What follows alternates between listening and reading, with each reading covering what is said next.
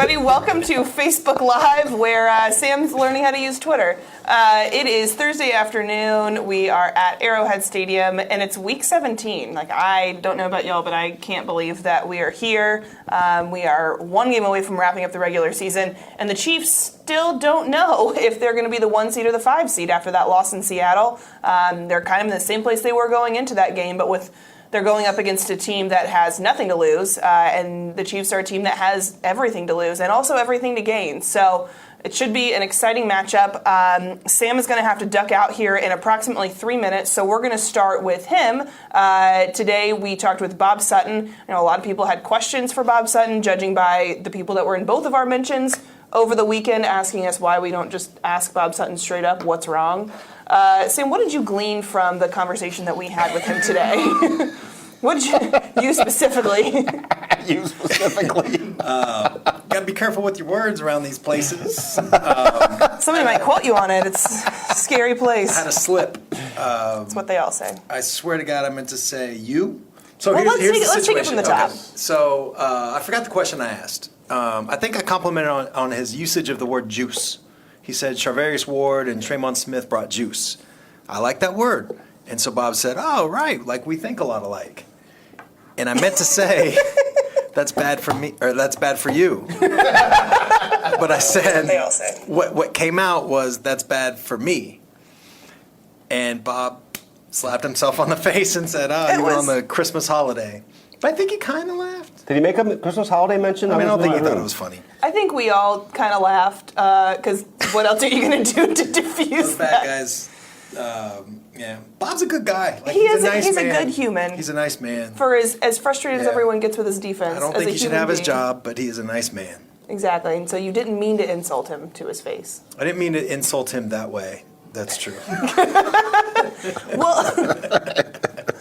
Well, I'm just trying to be honest and straightforward. I did not mean to insult him that way. And as John Slazer, who's behind the camera right now, pointed out, before you had that slip, we had been trying to ask him nicely about what is wrong with this defensive scheme or what it is about the defensive scheme. So, bless his heart, he got attacked a little. Not attacked today, but he had to answer some tough questions. That he did. Well, he was asked some tough questions. He didn't quite answer those tough questions. You know who got attacked today? Is I think Charvarius Ward may have got attacked today for saying that's my fault. He didn't know the signals. That's my fault. We'll roll the tape on that. Because that was Bob Sutton. He basically said, I don't know what he's talking about there. Right? Yeah. He knows the signals. It's Week 16. Talking about the Seattle game is Week 16. He knows the signals. Right. I'm going to pull up the quote. So I talked to Charvarius Ward yesterday, just about his first start, and I also I'm writing this today about Orlando Scandrick, who is a guy that's longtime veteran. He is rarely on the sidelines when he's healthy, and he was benched this week, and he stood on the sideline in his jacket the whole time. Somehow I ended up with a Casey Weddings Bridal Spectacular ad. That's not what I want. Somehow. When you get married, it's just all over the place. But no, so we were talking with him about that, and I asked him, about the importance of having Eric Berry out there. That was a story I wrote yesterday. Eric Berry played 69 snaps, but wasn't out there for the Seahawks last series.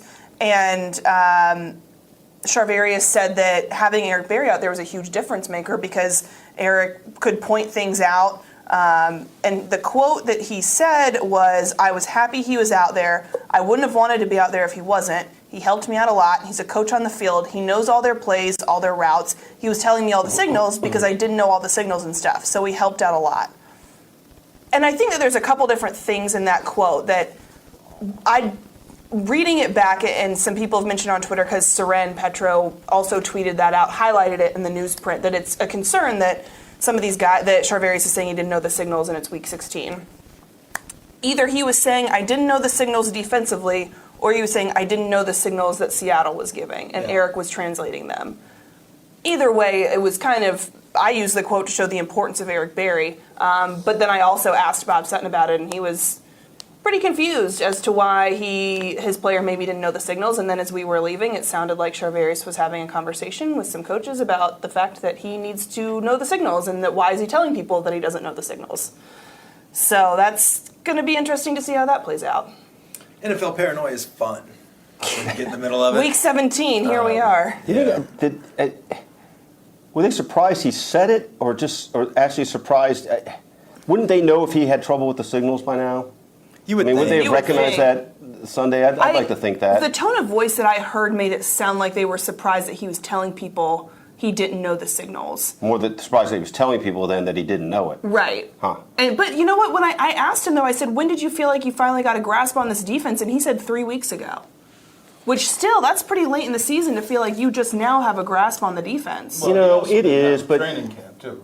But still, I mean, neither did Orlando Scandrick barely have. Granted, Orlando Scandrick is a veteran, but as Bob Sutton said, he was like, we've added other guys and they've picked it up quickly, which I don't know how. Yeah, but listen, there's a difference between though picking it up and knowing it and understanding it and applying it, right? I mean, that's a legitimate thing, right? Being out there on the field and knowing what it means in the moment with stuff actually happening is different than, I just didn't know the signal. And I think there's some gray area in there that it could be something of that ilk, right? I mean, I don't think he's just like, I haven't been studying, I didn't know the signals. Right. I think it's a really complex defense because he also told me yesterday, I got to pull up all these quotes, I should have had these ready to go, but talking with him, he said that the Dallas... I said, when did you feel like you had a grasp on the defense? He said, a couple weeks ago. It's been hard. It's been real hard because the defense in Dallas is pretty simple. The corners were doing one or two things. This defense, it's much more complex. There's a lot more calls, but I got a pretty good grasp on it now.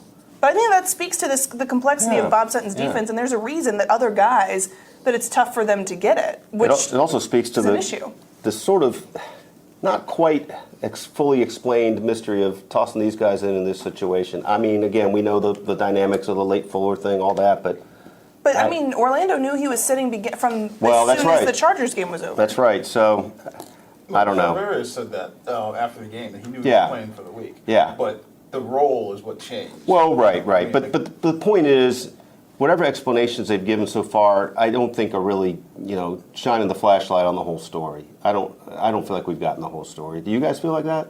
Well, I guess, in what way do you mean? You mean in terms of... You're sitting Scandrick for the whole game. Oh, so the sitting Scandrick part, it doesn't, I mean, I wasn't there when he spoke today, so I don't know if he shed any light on that. Did he? You were over there a bit, Brooke. Did he? About why he didn't play? Yeah. Sorry, I was dealing with dog disciplinary issues. My dog barked at people at Bar K and got kicked out, so you never know what you're going to get. I know, I just have a poorly behaved dog. Actually, this is perfect because I just transcribed Orlando Scandrick. And talking with him, he said last week when Coach Reed talked to me and told me he was going to give Charvarius the opportunity, I told him I just came here to win, and if Coach Reed believes that gives us the best opportunity to win, then I'm all for it. And then toward the end of the interview, we asked him, do you know how much you'll play next week or how they'll use you? And he said, I'm not here to talk about lineups and what I expect and what my opinion is. I'm here to prepare myself week in and week out to be ready if my number's called. And then we asked him, well, can you kind of evaluate Charvarius and Tremont? And he said, also, he cut in before the question could even be finished and said, also, I'm not here to assess talent, to assess other players. I was just happy they got an opportunity. Those guys got bright futures. You know what's particularly neat about this extensive insight that he provided today is that was actually the most that we got out of the entire Chiefs locker room. Not a big day of illumination out of there. It hasn't been a big time recently for any illumination. Kind of since the Ravens overtime win was maybe the last time that we had some good interviews. Pro Bowl week, when those guys were selected, we still haven't talked to D Ford. I don't know what he thinks about making the Pro Bowl. I still know what Tyreek Hill thinks about making the Pro Bowl. Yeah, it's been a little bit of a funny trend, a little disappointing. I mean, not to go too much inside football, but it was disappointing to us in Seattle the other night that some of the more notable team leaders didn't talk, and it sort of has continued on into this week. And today, Eric Berry just flat out, he didn't decline to speak. He just said, I have to go upstairs. I don't understand why. To me, the point always is that we're the conduits, and they're not talking to the fans, or they don't talk to us, and I don't get it. Right. I guess but it reflects a downturn on the team one way or another, doesn't it? Well, and it's interesting too because I don't know if you guys remember. Well, I'm sure you do because I wasn't even here and I remember it. But Cleveland week was the week that they were playing basketball in the locker room and making fun of each other and everything. And it seemed like the locker room was really great spirits. I remember everybody talking about, wow, like what a great locker room this is. They're all, together and they'll talk to us and everything. And now it seems like that's kind of gone. What do you guys get a sense of what's going on there? We need a Friday to Friday comparison for that, I think, right? Yeah. Because Friday is Right. the loosey-goosey day. I mean, this last Friday, nothing was but it wasn't, loosey-goosey. yeah. We've had a Friday and it wasn't, Yeah. granted it was pre-Seattle, but still. Well, I think one thing that happens, and this has been true as long as I've been coming out here, the later the season, the later you are into the season, the more it becomes like this. I think everybody's just sort of tired of the routine and of their dog days of August in baseball. There's the dog days of December in football, and no matter what the team's record is or where they are in the standing, it's like they could be 4-11 and not 11-4, and I think it would still be someone like this. It is a little bit disappointing for us that there aren't more people in the locker room to talk to, and I don't know how it compares to other teams in the NFL. Right, I don't either. But yeah, I mean, it has just been a pretty quiet place the last couple of weeks. Yeah. And if it weren't for the Pro Bowl selections, was it last week or last week? Last Tuesday night. Might not have gotten any of those guys Right. last week. Travis Kelce doesn't. He's not eager to get up and talk.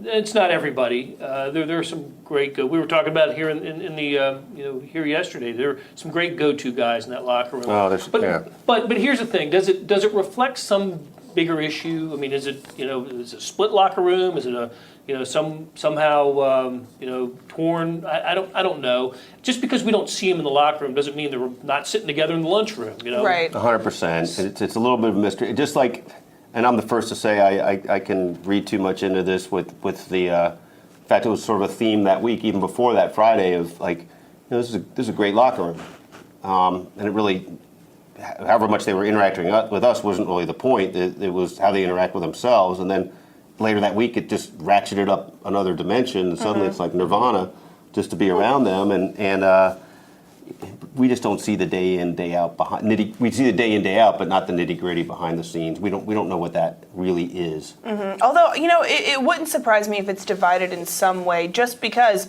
the offense is so good and the defense is so bad, and you have to think there's some kind of schism or frustration between those two sides of the ball. And I mean, in a lot of ways, those two sides of the ball are two separate teams. Well, as with any team, but I think what you have, correct me if I'm wrong, but I think what you might have on this defense is a schism within the defense. Yeah. You've got guys up front playing pretty darn good. And Yeah. I'm Chris Jones. I am ticked as all get out at the secondary. I'm so angry. He's having one of the best seasons, and it's getting talked about a fair amount, I think, because it also helps that he's such a fun guy with a big personality, and so you want to write about him, but more often than not, the news that's coming out about the defense is negative.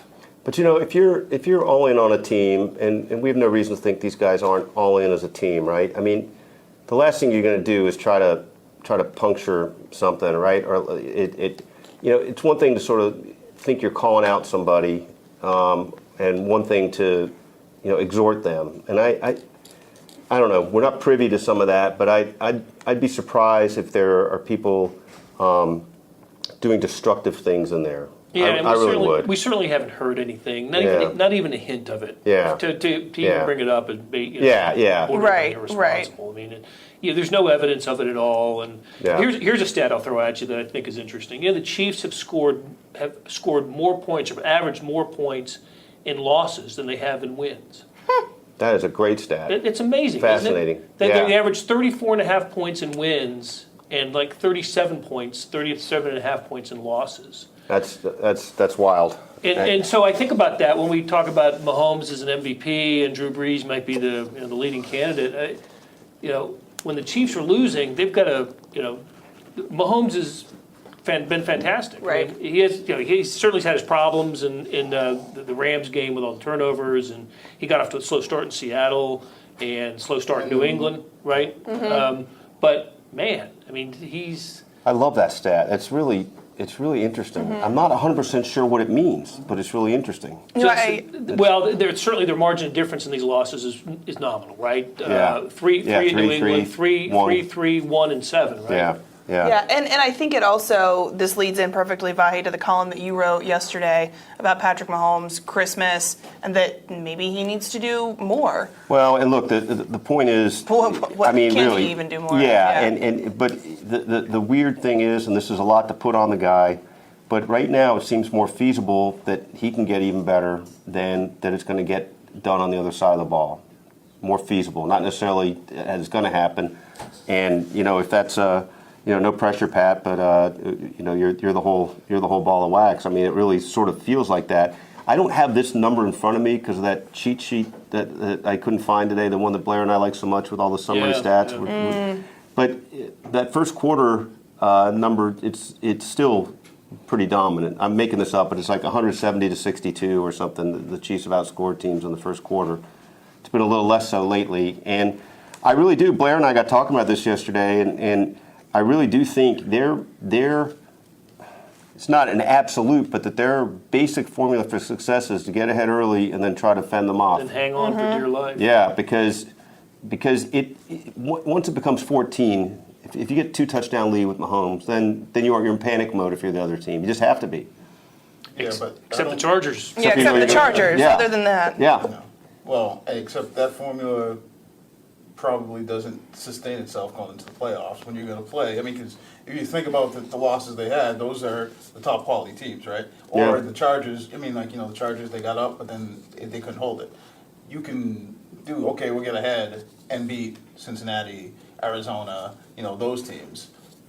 But in the playoffs, I don't know that that's going to work. Well, look, Well, That's not the with this formula. defense. Yeah. out of their 4 losses, the only one, am I right about this? The only one that they blew a big lead in is the Chargers one, right? Yes. A lead The other like 3, that. they were behind. They got ahead briefly, right? Back and forth, but never 14.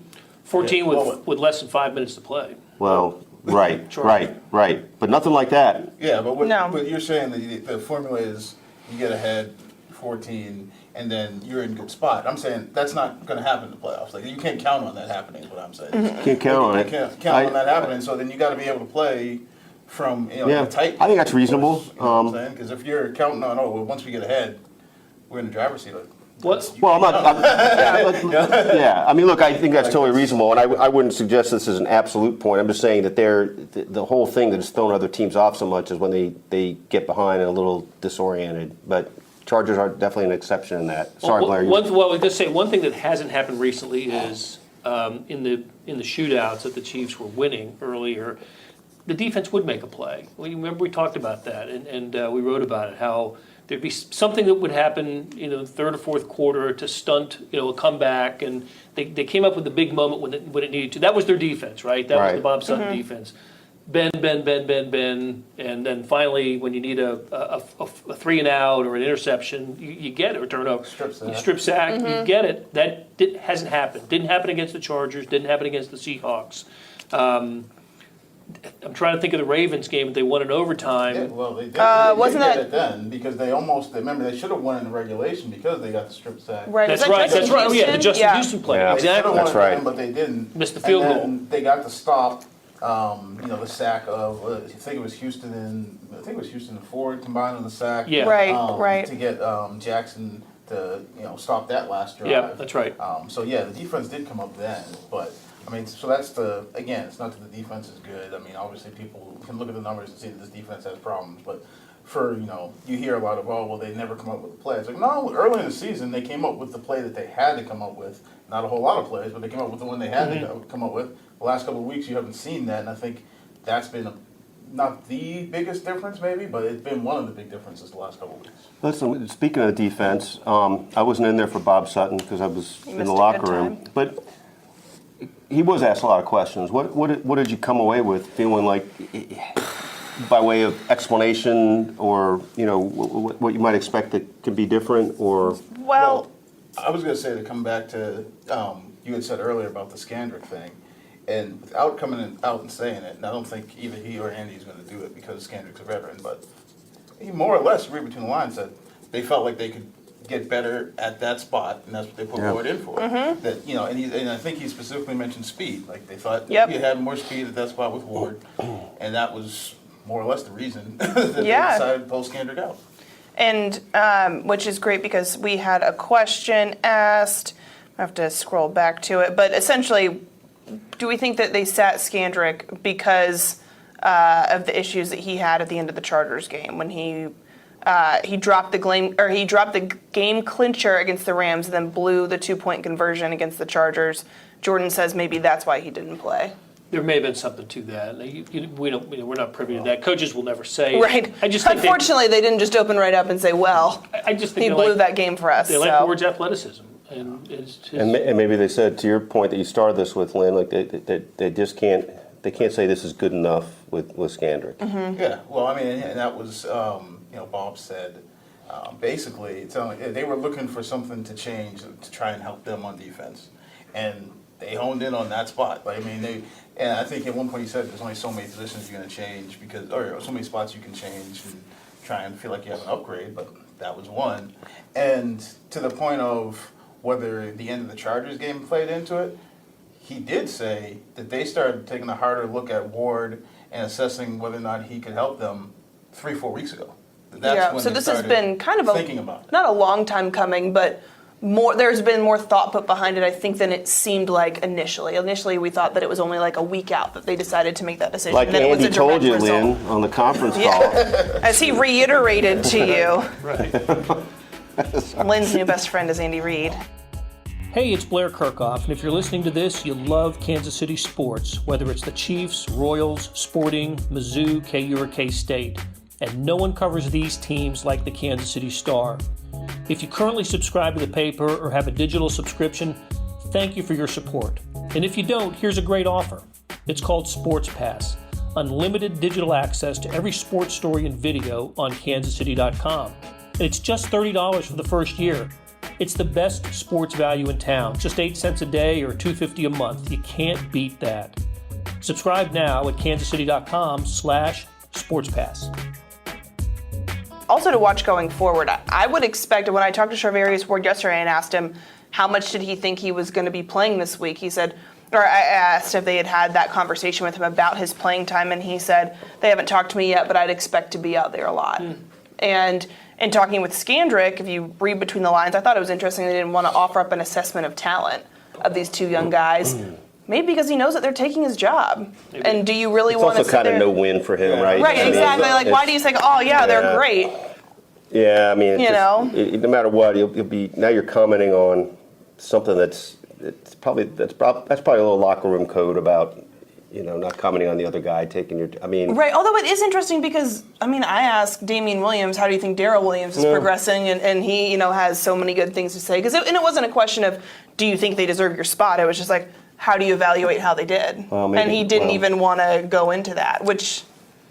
Maybe your point is better on that. Your point probably is better on that. Yeah, because it speaks to a worry about the job situation. Yeah, well, because guys never want to talk about themselves. And They maybe always want to talk about the unjustly other feeling guy. it. Yeah. Who knows? Yeah. But that yeah. also did carry across the board when you talk about evaluating how the guys did, because we haven't really gotten much evaluation from anybody.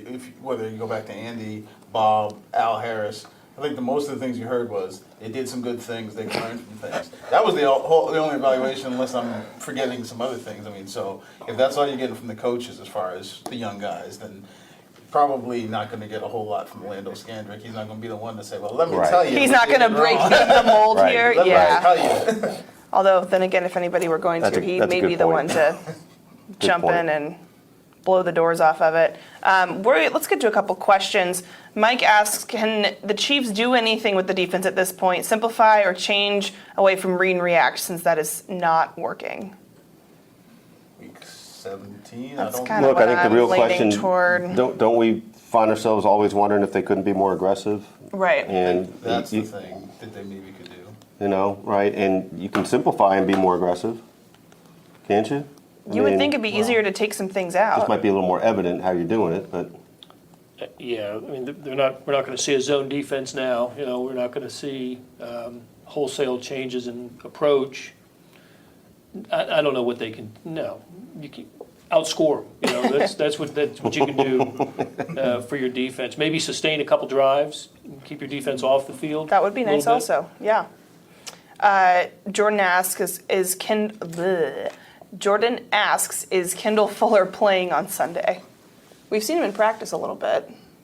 practicing. I mean, they for sure thought he was going to be able to go. I mean, they didn't think it was a definite, but I mean, they didn't think it was a guarantee, but they thought he was going to play. I mean, I go back to, when I talked to Tremont Smith, he sort of thought that, he was preparing the way he would prepare, but at the same time, I don't think he thought Fuller was going to miss the entire game. So, Right. and that was also when you hear Andy and Bob talk about how much Ward played, he would have been playing sort of that third role with Fuller having started. So, this week, I'm not sure. I think he plays. I think- I do too. If they had beaten Seattle, he wouldn't have played. Right, exactly. Now Yeah. they've got to win the game. Right. Jacob says, is the different... Oh, we have Jacob and Jordan. We got a lot of Jays asking questions today. Asked, is the front office regretting not upgrading the secondary at the trade deadline, considering the defense did not improve? I think there are probably a few regrets. With the way the season has turned out on both sides of the ball, right? Nobody knew you were going to have this caliber quarterback. He's just above and beyond anything Clark Hunt said it recently when we talked to him a couple weeks ago. Nobody saw this coming. Look at us when we all picked the season. We were all around 9-7 or 10-6, and I guess technically we can still just be one game off. But this is a division-winning team that's probably going to be the number one seed. Do they regret not pouring a little bit more into some defense? Maybe some moves on defense. Maybe now, but that's hindsight. Look, they dedicated the draft to defense, right? And took one cornerback, two defensive backs. Armani Watts just might have developed into a really nice player this year. And they traded for one. And traded, yes, exactly. And Fuller was in part of this. Signed Skandrick and signed Hitchens. Right. So by the way, when Laurent Duvernay-Tardif began practicing yesterday, that basically ended the season for Armani Watts because Right. he was the second player. You only get two players that can come off IR and play. Daniel Sorensen is one of them, who started the season on IR. I'm sorry, not started the season, but the season started, then they went on IR. Right. Right. Well, and that's perfect, actually, because David asks, assuming Dr. 76 will be back, how does this change the play options for Andy? Well, I don't know if it changes the I don't play think it- options. I think it changes the offensive line, and the offensive line gets stronger. Yeah, and I think it depends on how if he comes back, and Irving didn't play last week, so I'm assuming he's back as well, and you have that line that you started off with, because I think Cam was the one who did a lot of the pulling, and, you can, maybe that comes more. I don't know that we've seen as much of that with Jeff Allen. I can't say that I remember every play, and I've seen all of the tape to know that they've done less of it. But it seemed like, with the shovel passes and things like that, Irving, because he's so good on his feet, maybe you have more of that. But it depends on how I think the pieces fit together if LDT gets plugged back in. He was off to a good start. His grades were really high. I mean, he was playing well. So I don't think he'll play Sunday. And do you bring him back for a divisional round playoff game? I don't know. But I think if you can bring him back, you bring him back. He's that good a player. And you have that spot. And the spot's available. That's right. So You he's might as well available use to it. run It seems like there's nobody else that would be a candidate for that spot. back. There isn't. So, and while we're talking about injuries, Jim brings up a good point on the offense, that the offense is missing Sammy Watkins. He gets good separation. And we know that Mahomes is having problems with accuracy on his deep passes. We've seen that a little bit, but I think the bigger part of Jim's comment is that the Chiefs are missing Sammy Watkins. And we learned something earlier this week, that Sammy's been in a boot for a little bit. He's out of it now, but that was something that we didn't know before. And when we'd seen him in the locker room, we didn't see the boot on him. Hadn't noticed that, and so Andy told us now that it's off. I think that this, kind of a no-duh statement, but it means that the injury that he had in Cleveland was a lot worse than initially let on, which I think we all should have kind of guessed when we saw him limping out of the locker room on his way to get the x-rays. He appeared to have re-aggravated and re-injured it in LA when he pushed off early in the first half, only played that first series and then came out. I don't know, do you guys think we're going to see him again this year? I bet we see him in the playoffs.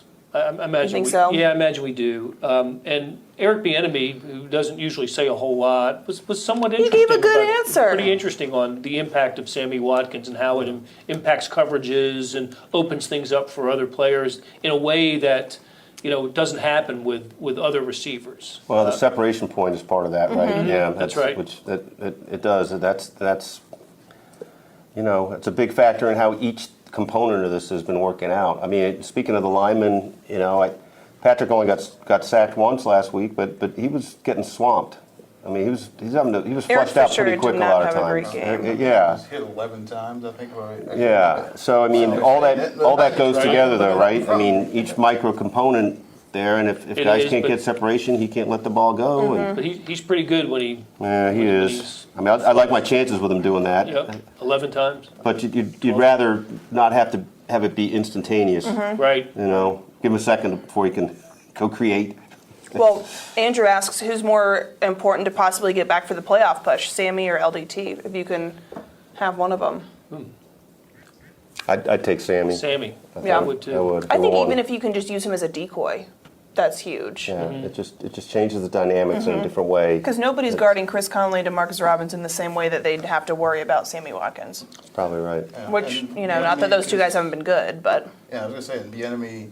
It seems like, and maybe I'm wrong, but I feel like that's the first time somebody actually came out and said it, like as the other times. And I think you asked him the question, right, Brooke, about how things were different with Sammy, because the other times you asked about Sammy and they tried to do the whole next man. Oh, we got other talented receivers, and it's like, but the enemy, like you pointed out today, actually gave you some. Well, they have to play it differently. Sometimes you get a safety over the top, you get a nickel.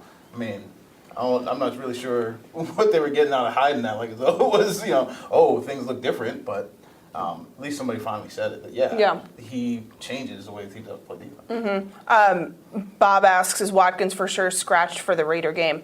No, that won't come out until tomorrow. So, but yeah, Friday. Yeah, that is Friday Friday. afternoon. But he Ooh, this week has flown by. But he hasn't practiced in a long time. So I would not expect And to see the him. only player who didn't practice yesterday, and he And won't today. and And we're today told won't today. practice Yeah, today. Right. yeah. Yeah, so I mean, I think he is a big loss. And asked today, does that give them more urgency to get Kelvin Benjamin in the mix? I have since watched the replay of Kelvin Benjamin's drop, or whatever you want to call it, in the end zone. At first glance, I thought the ball was thrown behind him, but after looking at it again, I mean, it almost hit him in the chest. It was a little behind, but he should have caught it. Right? I mean, it was right here. So the Right. replay showed that Al Michaels and Collinsworth both suggested the ball had been tipped, or defender got a hand in there. No hand. Yeah. You would hope that that was what happened. Yes. In fact, as you saw it unfold, you thought, man, that's a good defensive play. Yeah. But no, it was slightly behind him. Benjamin's got to make that catch. It is. Right. That's look. He's here on a limited set of plays he can run right now in this offense, but that's the sort of play Taylor made right there, right? It was there. Muscle up Pass and get the was ball. there. He was there. The pass was there. Yeah, and I don't know if anybody else picked up on that, because I think, Brooke, you asked Bieniemy the question, and he was sort of, well, I don't really want to get into what happened on the play, but he did use the term drop. Yeah. He did use the word drop. And they settled for a field goal on the possession. Yeah, yeah. Yeah. That was the one that they did with 109, right before they did the onside kick. Was that at that possession? Was it? It doesn't matter, but I I think don't that's what it remember was. But it was second half, and it Yeah, was yeah. field goal. Jesse just popped through with an interesting question on the defensive side of the ball. He said, do you think there's a lack of desire to play from some of the key members of the defense? Which, I don't know. I don't see anything that would lead me to believe that. No, I'm with you. That's a strong accusation. It is, but Jesse may be referring, and I saw this on Twitter. One of the somebody else who looks at Chiefs film posted a play where Justin Houston kind of gave up on a play, maybe a touchdown. I can't remember, but it looked like he had an opportunity to kind of get his nose in there and help with a tackle, and didn't do it. So veteran guy, without having talked to him, or you don't know what was going on we'd love there. to be able to talk to him. But yeah, and guys, I don't want to say they take off plays, but they especially veterans, they know when to go and when to not go. And, This may have been and I don't know the context of that play. Was it 11th play of a drive? Was right. it That was could it have dragging? been, yeah, and certainly if they were yeah. about to score, you might have thought that it was. Yeah. I mean, there's a difference between being fatigued and not wanting to play, right? I mean, I certainly don't see that. I mean, I know you were sweating out, and I didn't know you were going to write about Chris Jones's sack total, sack record Sunday night, and I didn't know if a half a sack counted. But he finally got one late in the game, and I just thought that guy's motor has been terrific all year. It has. And Lynn, listen, let's say something for Lynn's motor here. Poor guy, you figure that's a either-or scenario. One way or another, I can write that. And you get the one thing that doesn't allow you to write it. That's right. It's like when a tie figures into the standings. That blows your mind. That's a playoff picture. And believe me, me and the folks from Two's PR both were saying this would be a whole lot easier if he just gets a sack, because they didn't have an answer for me either when I went. Or another half. Yeah. Yeah, right. What would that have been? Would that have done it? 2 halves? Maybe. 2 halves make a hole, I guess. Would have been good enough. Maybe. Would have been good enough on early deadline. It counts for us, and we make the rules. If he had a So quarter sack, that'd have been trouble. Problematic. a third of a sack. Round up. We have a special teams question. Colin asks, what do we think of Tremont Smith? Would we put him in as Tyreek's replacement on punt return? I don't think you put anybody in this. No. Right?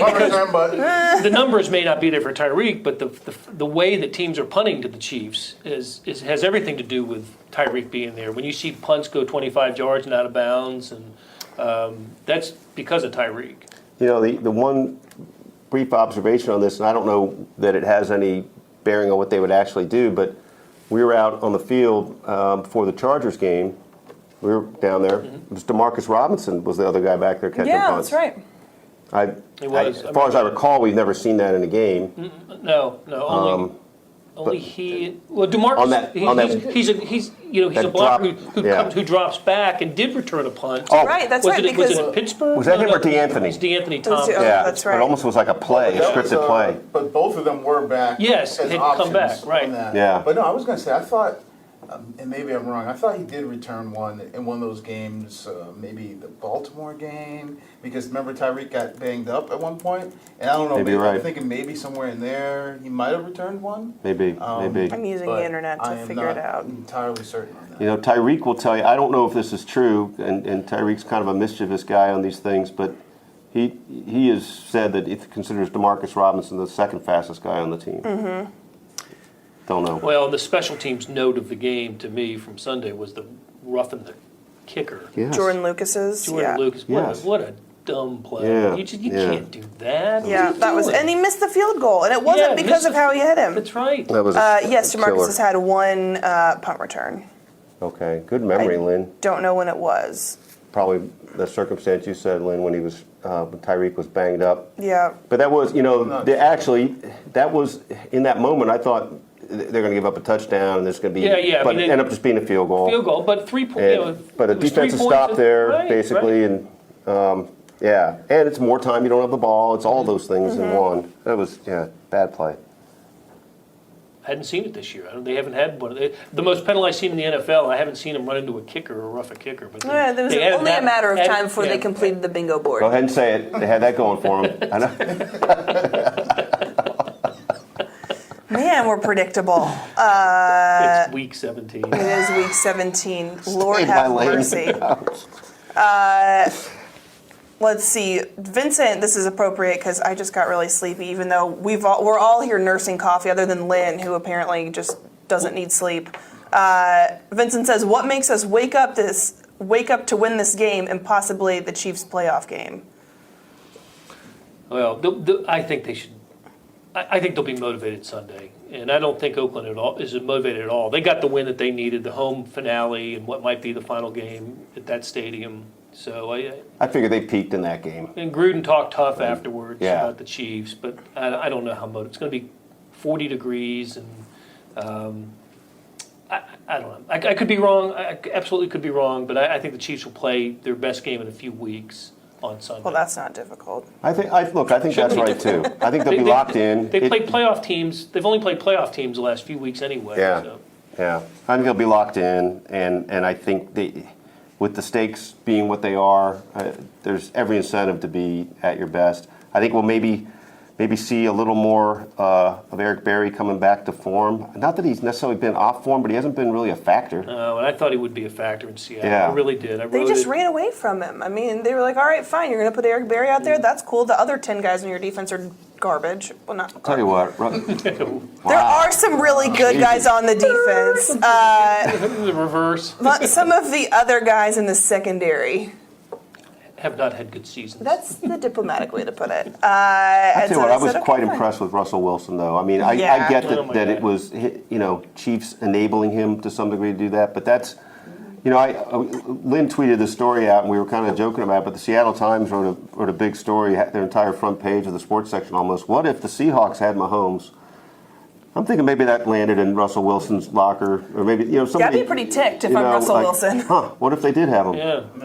And I mean, I feel like, whether you say the Chiefs' defense enabled them, to me, I'd come away from the end of that game thinking that Russell Wilson did to the Chiefs' defense what Mahomes has done to teams this year. Yeah. Where it's like, he just makes plays. I mean, like that Denver game, he didn't throw a left-handed pass, but he put balls But he scrambled. exactly where they had and to. he scrambled made for stuff first happen, downs. you know? He had 6, 7, 8 plays that were tremendous, Yeah. and a lot of good plays, but there was a handful that was just like, I mean, the guy's been to 2 Super Bowls. Yeah. He's won one of them. The guy's a winner. Yep. He's a winner. Yep. And he doesn't have the defense that he's had, but he's in the playoffs, Yeah. with this team.